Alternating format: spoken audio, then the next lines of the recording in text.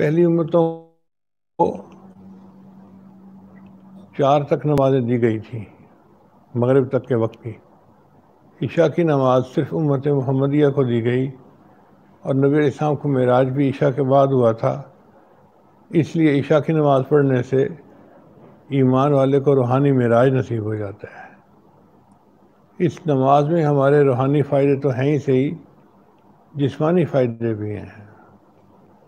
چنانچہ اگر کوئی سوال پوچھے کہ نماز میں جسمانی فائدے کیا ہیں، تو علماء نے لکھا کہ انسان کی زندگی کی ترتیب ایسی ہے کہ فجر کے وقت اس کی شوگر لو پہ ہوتی ہے.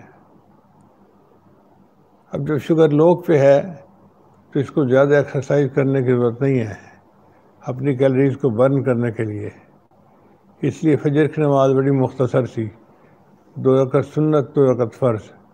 لمبی پڑھنا ایک الگ چیز ہے، مگر اٹھک بیٹھک زیادہ تو نہیں ہے نا، مختصر رکھی ہے اللہ نے کہ 2 رکعت سنت پڑھ لو اور 2 رکعت فرض پڑھ لو، تمہاری فجر کی نماز ہو جائے گی.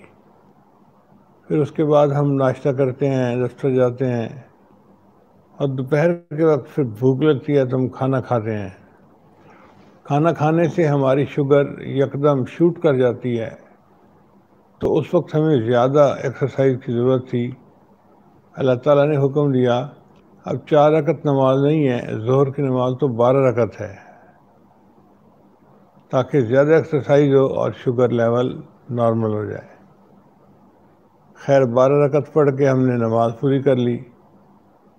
پھر اس کے بعد عصر کی نماز بھی مختصر پڑھی.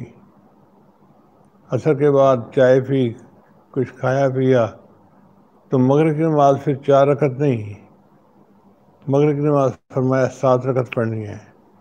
3 رکعت فرض، 2 رکعت سنت اور 2 رکعت نفل. چلو 7 رکعت پڑھ لیتے ہیں بھائی. پھر مغرب کے بعد ہمارے رات کے سونے کا معمول تھا تو ہم نے عشاء کا کھانا خوب کھایا اور شوگر یکدم پھر ہائی چلی گئی.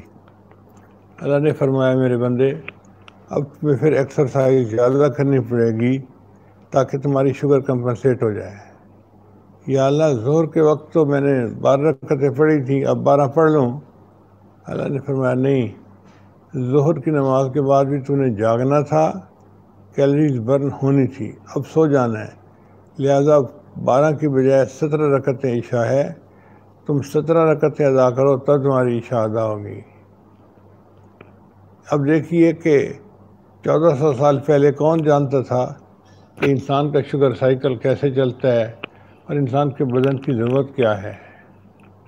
ان پڑھ لوگوں میں اللہ کے ایک محبوب ہم تشریف لائے اور انہوں نے ایسی عبادت سکھائی جو آج 14 صدیاں گزرنے کے بعد بھی اس وقت کے موسٹ ماڈرن سائنٹیفک زمانے میں اس کی حقیقت کو ڈاکٹر تسلیم کرتے ہیں.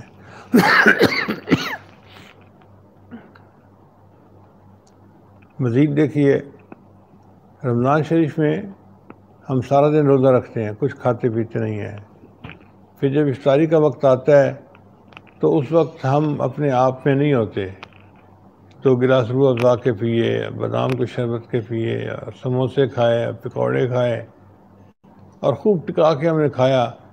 شوگر جو تھی وہ اسکائی ہائی آسمانوں پہ چلی گئی. یا اللہ 17 رکعتیں عشاء پڑھ لیں کام چل جائے گا.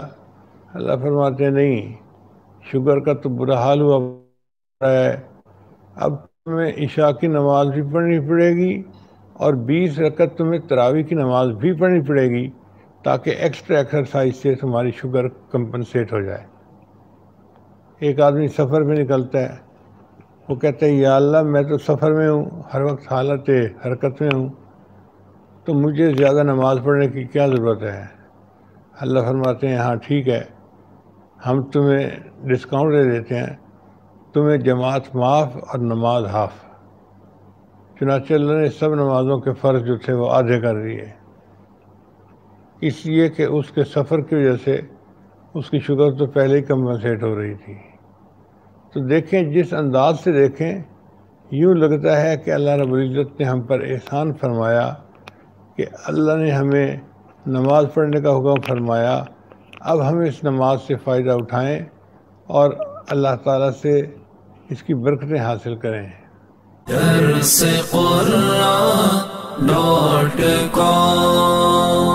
www.darsequran.com